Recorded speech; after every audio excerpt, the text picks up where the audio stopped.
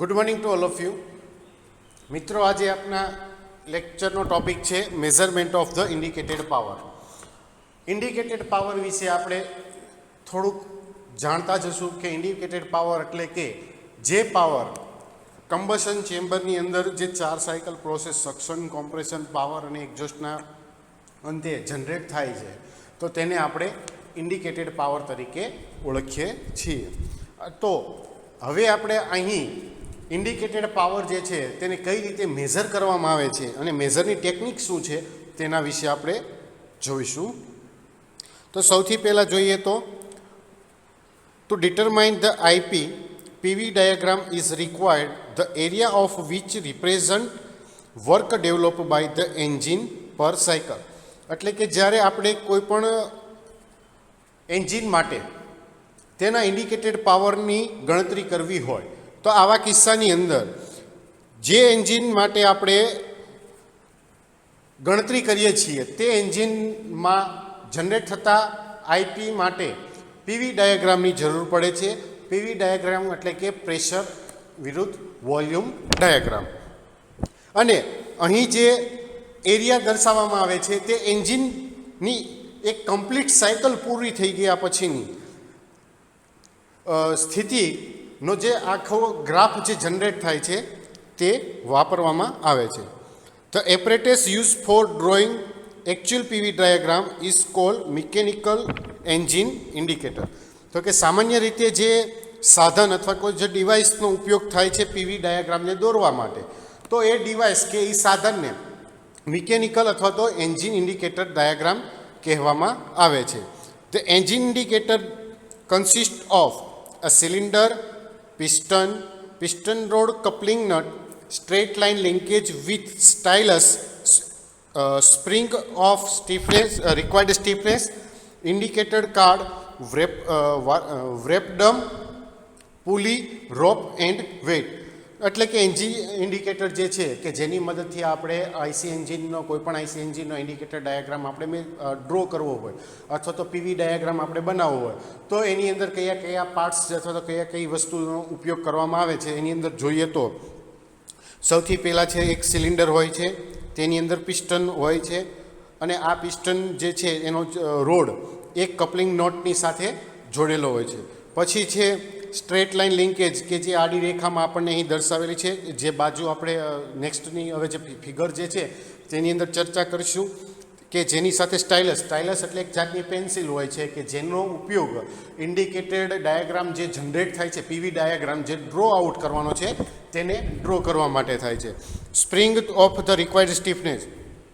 અહીં જે સ્પ્રિંગનો ઉપયોગ એટલા માટે થાય છે કે જે મૂવમેન્ટ પિસ્ટનની અપ અને ડાઉન થશે તો તેને કંટ્રોલ કરવાનું કામ જે છે તે સ્પ્રિંગ કરે છે. The indicated card wrap drum.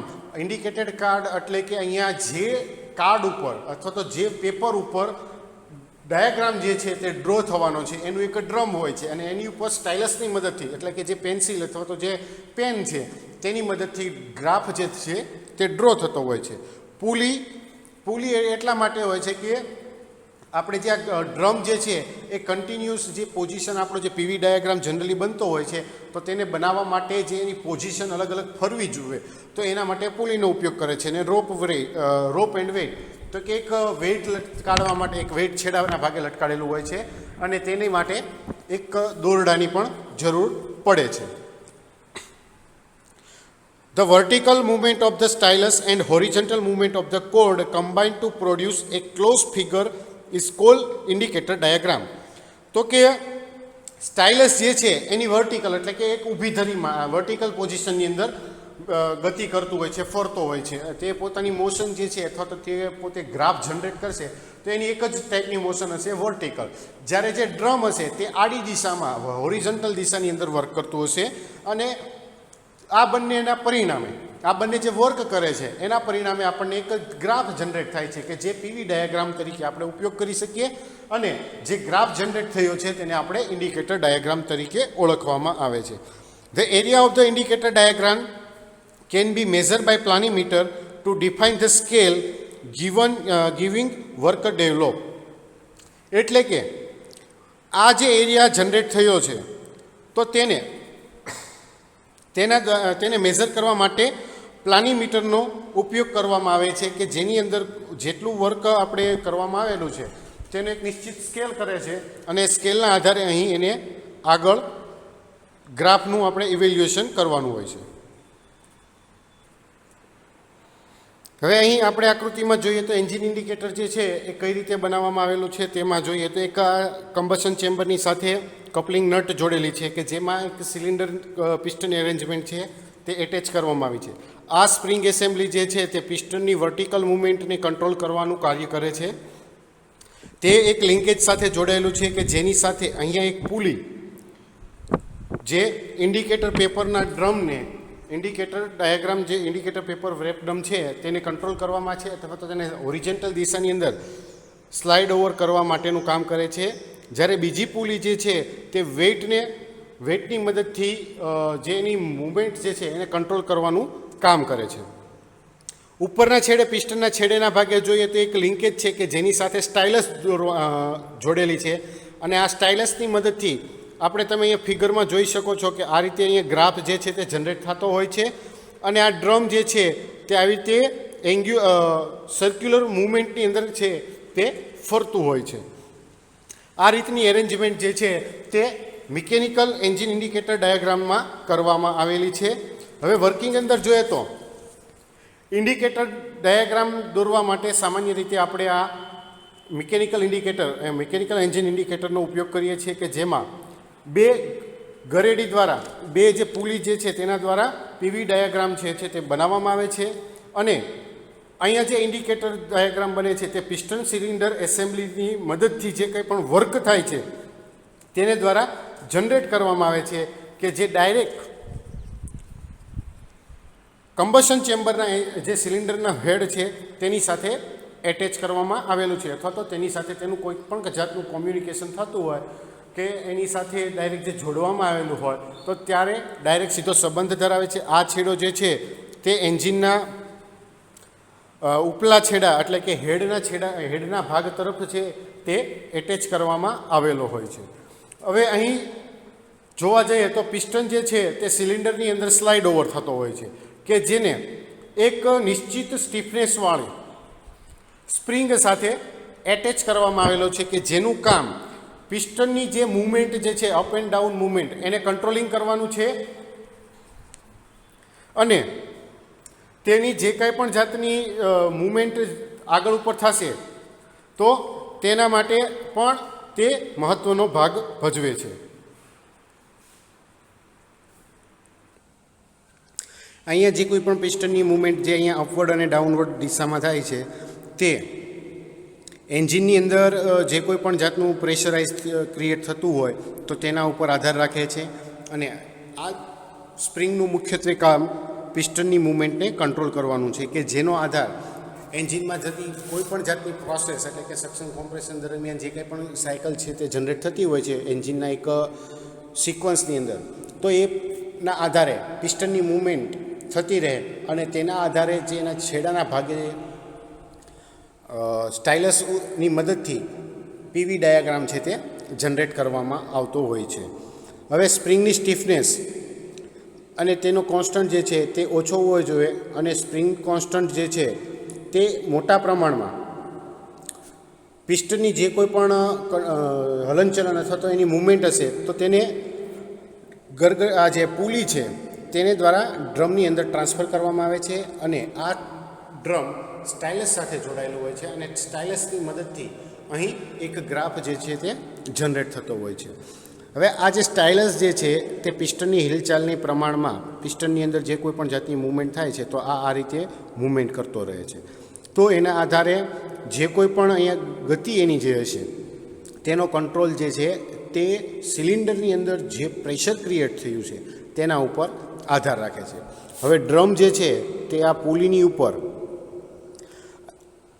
પોતાની ધરી ઉપર રોટેટ મૂવમેન્ટ થતું હોય છે કે જે એન્જિનના જે આજે આપણે પિસ્ટન જે છે એની સાથે આ લિંકેજ જે જોડવામાં આવેલી છે આ જે આખી લિંકેજ જે છે તેની સાથે જે જોડેલી છે તો તેની સાથે ડાયરેક્ટ કોન્ટેક્ટમાં હોય છે અને બીજા છેડે જે આપણે વેઇટ જે છે કે જેને લીધે એ કંટ્રોલિંગ એનું સરળતાથી કરવા માટે આપણને કાર્ય કરે છે. સામાન્ય રીતે જોવા જઈએ તો એક આ અહીંયા ડ્રમની અંદર જે આપણે પીવી ડાયાગ્રામ જનરેટ થાય છે તે એક જાતનું આપણે સ્લોપ પીવી ડાયાગ્રામ જે જનરેટ થાય છે તે એક સાયકલ પૂરતો મર્યાદિત હોય છે અને આ રીતે આખું જે છે એ કંટ્રોલિંગ થતું હોય છે અને તેનો જનરેટ થવાનું જે ફિગર જે છે અહીંયા આપણે જે જનરેટ થાય છે તે ફિગરની લંબાઈ તેના વોલ્યુમને જે અંદર વોલ્યુમની અંદર જે પ્રેશર ક્રિએટ થયું હોય છે તે એના સમપ્રમાણમાં આધાર રાખતું હોય છે. હવે નેક્સ્ટ આપણે આગળ જઈએ તો પીવી ડાયાગ્રામની અંદર આપણે શરૂ કરીશું તો અહીંથી આપણે જે છે આ એ સક્શન સાયકલ છે, અહીંથી આપણે આ જોઈશું તો કોમ્પ્રેશન સાયકલ જે છે, આ જે છે આપણે પાવર સ્ટ્રોક અહીંયા થાય છે, આ એનું એક્સપાન્શન સાયકલ, અહીંયા આટલો પાવર સ્ટ્રોક છે, આ જે છે એ એક્સપાન્શન છે અને આ જે સાયકલ જે છે એ આપણી એક્ઝોસ્ટ સાયકલ છે. તો આવી રીતે અહીં બે અલગ અલગ ભાગમાં વિભાજિત થાય છે પીવી ડાયાગ્રામ. આવી રીતે બે અલગ અલગ ભાગમાં વિભાજિત થાય. તો પહેલો જે ઉપરનો પોર્શન છે કે જેની અંદર મેજોરિટી કાર્ય થાય છે, વર્ક થાય છે, તો વર્ક થવાને કારણે અહીંયા થાય છે વર્ક. તો આ ભાગને આપણે પોઝિટિવ કહીએ છીએ, જ્યારે અહીંયા થાય છે નેગેટિવ લૂપ, એટલે કે અહીંયા બે જ કામ થાય છે, એક તો કે સક્શન અને બીજું તો કે એક્ઝોસ્ટ. આ રીતે બે કામ થતા હોવાને કારણે કોઈ પણ જાતનું હીટ રિમૂવલ રિજેક્શન તે કાર્ય થાય છે તો તેને આપણે નેગેટિવ લૂપ તરીકે ઓળખવામાં આવે છે. હવે કઈ રીતે મેઝરમેન્ટ કરવામાં આવે છે ઇન્ડિકેટરની અંદર મેથડ જે છે તે આગળ આપણે જોઈએ તો કે the indicator diagram has a positive loop area between compression and expansion line and a negative loop area between suction and exhaust line. તો હમણાં આપણે આગળ ગ્રાફની અંદર ચર્ચા કરી કે જે પીવી ડાયાગ્રામ જનરેટ થયો છે તે બે અલગ અલગ પોર્શનમાં થાય છે અને જેની અંદર જે પોઝિટિવ લૂપ છે કે જેને આપણે કોમ્પ્રેશન અને એક્સપાન્શન લાઇનની સાથે સરખામણી કરીએ છીએ કે જેનું કામ થાય છે, જ્યારે નેગેટિવ લૂપની અંદર એ એરિયાનો સમાવેશ આપણે કર્યો છે કે જેમાં એક્ઝોસ્ટ સાયકલ અને સક્શન સાયકલનું કામ થાય છે. The positive loop gives the gross work done by the piston during the cycle and negative loop represent the pump loss due to admission of the fresh charge and removal of the exhaust gas. એટલે કે positive લૂપની અંદર આપણે એ વસ્તુ એ કામ કરવામાં આવ્યું છે, ટોટલ વર્ક કરવામાં આવ્યું છે કે જે પિસ્ટનની મદદથી થયું હોય, એટલે કે જે કોમ્પ્રેશન સ્ટ્રોક અને પાવર સ્ટ્રોક જે છે જે ડાયરેક્ટ પિસ્ટન જોડાયેલો છે અહીં, તો તેને આપણે પોઝિટિવ લૂપ તરીકે ઓળખીએ છીએ. જ્યારે નેગેટિવ લૂપની અંદર પંપની અંદરથી જે કાંઈ લોસ થાય છે, હીટ ગેઇન અને હીટ લોસ જે છે, તો એની અહીંયા ચર્ચા કરવામાં આવી છે. એટલે કે એડમિશન ફ્રેશ ચાર્જ એટલે કે ચોખ્ખો જે જથ્થો જે છે આપણે જે એર ફ્યુલ રેશિયો એન્ટર થાય છે સિલિન્ડરની અંદર તે અને બળેલા વાયુઓ એટલે કે અનબર્ન એક્ઝોસ્ટ ગેસીસ જે છે તે અહીંથી આપણે વાતાવરણમાં જે છોડીએ છીએ તેનો સમાવેશ જે છે તે નેગેટિવ લૂપની અંદર કરવામાં આવે છે. તો નેટવર્ક ડન પર સાયકલ, તો એક સાયકલ એન્જિનની એક સાયકલ દરમિયાન થતું કાર્ય બરાબર area of the positive loop minus area of the negative loop. એટલે કે કોઈ એક સાયકલ આપણે સક્શન, કોમ્પ્રેશન, પાવર અને એક્ઝોસ્ટ, આ એક સાયકલ આપણે એન્જિનની અંદર પૂરી થાય છે.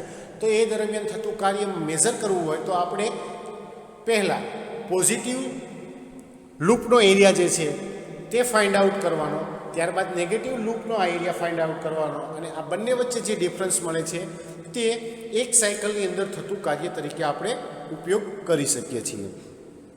નેક્સ્ટ હવે આગળ વધીએ તો area of the indicated card can be measure either loop a planimeter or by a ordinate method. એટલે કે અહીંયા જે આપણે કાર્ડની અંદર એરિયા જે માપવાનો છે તેને માપવા માટે આપણે પ્લાનિમીટરનો ઉપયોગ અથવા તો બીજી કોઈ પણ ઓર્ડિનરી જે મેથડ આપણે યુઝ કરતા હોઈએ તો તેનો આપણે ઉપયોગ કરી શકીએ છીએ. The indicated mean effective pressure is given by, તો આ કિસ્સાની અંદર જે અંદરના ભાગે આપણે સિલિન્ડરની અંદર જે મીન ઇફેક્ટિવ પ્રેશર જનરેટ થતું હોય છે તો તેને માપવું હોય તો કઈ રીતે માપવામાં આવે છે તેમાં આપણે હવે આગળ ચર્ચા કરીશું.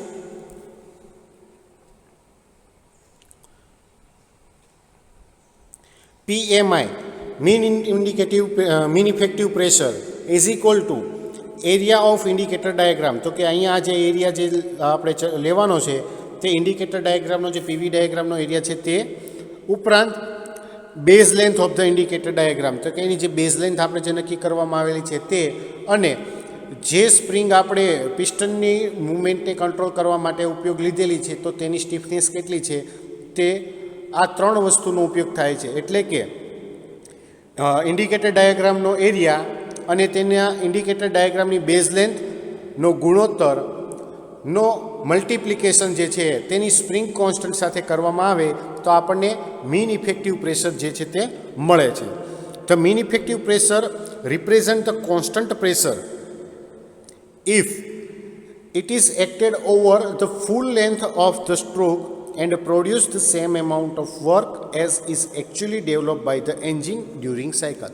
એટલે કે મીન ઇફેક્ટિવ પ્રેશર જે છે તે કોન્સ્ટન્ટ પ્રેશર છે અને તે સ્ટ્રોકની પૂરી લંબાઈ પૂરતું કામ કરે છે કે જે એન્જિનની એક સાયકલ દરમિયાન ખરેખરમાં જે પાવર ઉદ્ભવ્યો અથવા તો જે કોઈ પણ વર્ક થયું છે તેને રજૂ કરે છે.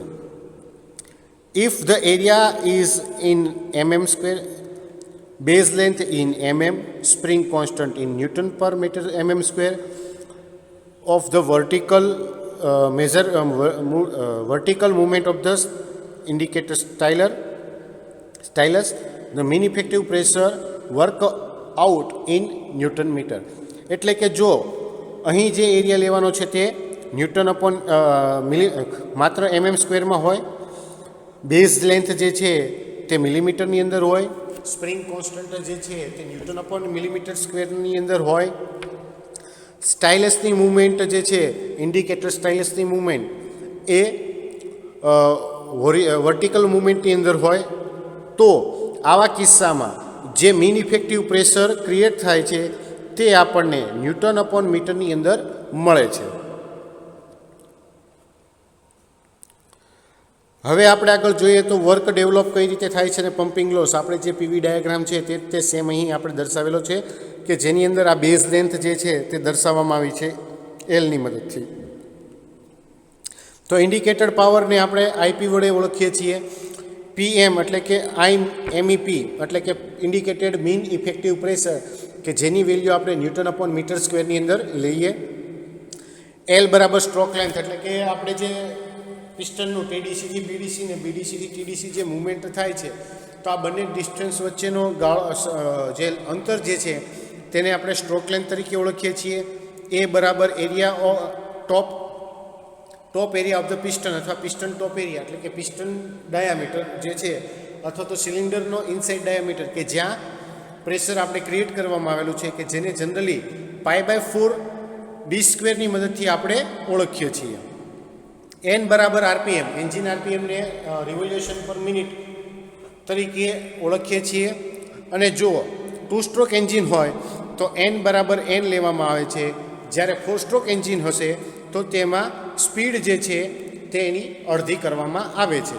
અહીંયા આપણે ફિગરની અંદર જોઈએ તો આ પીવી ડાયાગ્રામની અંદર સક્શન, કોમ્પ્રેશન, પાવર અને એક્ઝોસ્ટ આ રીતે ચારેય લાઇનોની મદદથી જે સાયકલ જનરેટ થઈ છે એમાં એ પી એટમોસ્ફિયરિક કન્ડિશન એટલે કે સામાન્ય વાતાવરણના તાપમાને જે છે તે આ પીવી ડાયાગ્રામ છે તે બનાવવામાં આવેલો છે, જેમાં પોઝિટિવ લૂપની અંદર જે કોઈ પણ વર્ક પિસ્ટન દ્વારા થયેલું છે, પિસ્ટન ઉપર વર્ક કરવામાં આવેલું છે તે દર્શાવવામાં આવેલું છે. જ્યારે પંપ લોસની અંદર એક્ઝોસ્ટની અંદર જે ગેસીસ બહાર નીકળે છે, ઉપરાંત સક્શનની અંદર ઇન્ડક્શનની અંદર જે એર અને fuel fresh air fuel ratio જે છે અથવા તો મિક્સચર જે છે એન્ટર થાય છે તે અહીં દર્શાવવામાં આવેલું છે. Then the force on piston is equal to PMI into A એટલે કે પિસ્ટન ઉપર જે ફોર્સ છે તેની ગણતરી કરવી હોય તો પ્રેશર ઇન્ટુ એરિયા F બરાબર P ઇન્ટુ A સૂત્રની મદદથી આપણે જોઈ શકીએ છીએ, માપી શકીએ છીએ. MI જે છે તે આપણે mean indicative pressure, mean effective pressure જે છે તે આપણે અગાઉ જે spring constant, area, base line અને સ્ટીફનેસની મદદથી આપણે મેઝર કરી ગયા. અને એરિયા જે છે તે આપણે પિસ્ટનનો ઉપરનો જે એરિયા જે છે તે અહીં લઈએ છીએ. તો આપણને જે ફોર્સ જે મળ્યો છે તો તેનો યુનિટ આવશે ન્યૂટન. વર્ક ડન પર સ્ટ્રોક એટલે એક સાયકલ દરમિયાન થતું કાર્ય, તો એને માટેનું છે સૂત્ર PMI into L into A. એટલે કે અહીંયા જે વર્ક થાય છે એક સ્ટ્રોક પ્રત્યેક સાયકલ દરમિયાન, એક સાયકલ એટલે સક્શન, કોમ્પ્રેશન, પાવર અને એક્ઝોસ્ટ, આવી એક સાયકલ પૂરી થતી વખતે જે કોઈ પણ વર્ક થાય છે તે સ્ટ્રોક અને તેના ફોર્સને ગુણાકારમાં મલ્ટીપ્લાય દ્વારા તેના સ્ટ્રોકને ફોર્સ સાથે મલ્ટીપ્લાય કરવામાં આવે તો આપણે મેળવી શકીએ છીએ. નેક્સ્ટ જે છે વર્ક ડન પર મિનિટ, પ્રત્યેક અથવા તો દરેક મિનિટે કેટલા પ્રમાણમાં વર્ક થાય છે તો PMI into L into A into N, કે જે ન્યૂટન મીટર અપોન મિનિટ એનો યુનિટ છે. In the two stroke cycle, તો કે ટુ સ્ટ્રોક સાયકલના કિસ્સામાં આપણે જોવા જઈએ તો સાયકલ જે છે એ ટુ સ્ટ્રોક એન્જિનની અંદર પિસ્ટનની એક ઉપરથી નીચે અને નીચેથી ઉપર એટલે કે ક્રેન્કશાફ્ટના એક રિવોલ્યુશનની અંદર પૂરી થાય છે. જ્યારે ફોર સ્ટ્રોક સાયકલ એન્જિનની અંદર આપણે જોવા જઈએ તો પિસ્ટનની 2 વખત અપ એન્ડ ડાઉન મૂવમેન્ટ થાય છે, એટલે કે TDC થી BDC, BDC થી TDC, TDC થી BDC અને BDC થી TDC. એટલે કે ક્રેન્કશાફ્ટના 2 પૂરા રિવોલ્યુશન દરમિયાન અહીં વર્ક જે છે તે થાય છે પૂરું.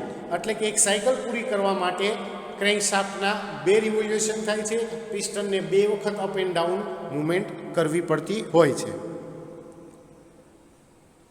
તો વર્ક ડન પર મિનિટ, થતું કાર્ય પ્રત્યેક મિનિટે જો ગણતરી કરવામાં આવે તો એનું સૂત્ર છે PM, M for mean effective, LAN, L એટલે કે stroke length, A is equal to area અને N બરાબર RPM.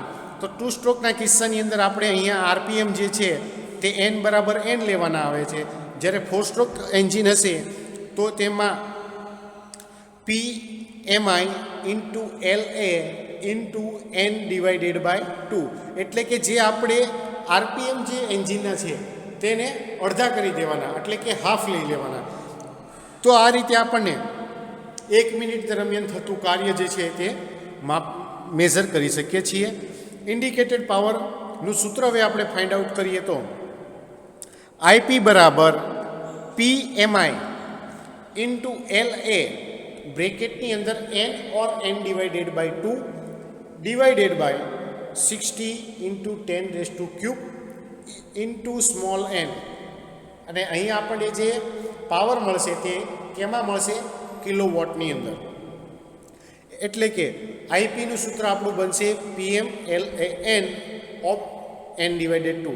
N અને N ડિવાઇડેડ બાય 2 છે એ 2 કિસ્સા આપણે અગાઉ ઉપર જોઈ કે ટુ સ્ટ્રોક હશે તો N લઈશું, ફોર સ્ટ્રોક હશે તો N ડિવાઇડેડ બાય 2 લઈશું, અને એને ડિવાઇડેડ 60 ઇન્ટુ 10³ એટલે કે 60,000 નીચે લઈએ તો આપણને આ કિસ્સામાં કિલોવોટની અંદર એન્જિનનો પાવર માપી શકીએ. પણ જો અહીંયા ખાલી 60 લેવામાં આવે તો એન્જિનનો પાવર જે છે તે આપણને કેમાં મળશે?